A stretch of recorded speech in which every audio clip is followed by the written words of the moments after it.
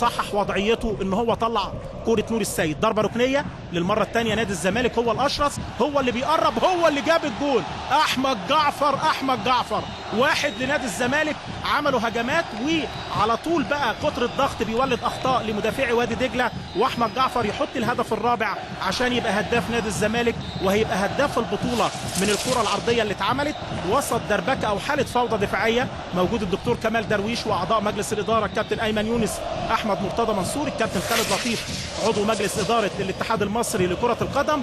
وجول لنادي الزمالك من احمد جعفر صاحب المبادره التهديفيه دائما وابدا بعد الدقيقه 13 من احداث الشوط الاول. هنشوفها تاني، انما اول ما حازم امام بدا يتحرك ويضغط من الجبهه اليمين بدا يبقى في خطوره على مرمى هيثم محمد. ادي اللعبه وحاله فوضى دفاعيه لان موجود اكتر من 5-6 فانيلات صفراء من لعيبه وادي دجله، انما بدون خبره تواجدوا في اماكن بعيده عن لعيبه نادي الزمالك اللي بيقدر على طول جعفر يسجل الهدف الاول في المباراه. كابتن حلمي طولان بيقول يا مسهل، جماهير الزمالك بتقول يا رب البطوله، حتى لو النادي الاهلي غايب التاريخ ما بيكتبش غير البطل.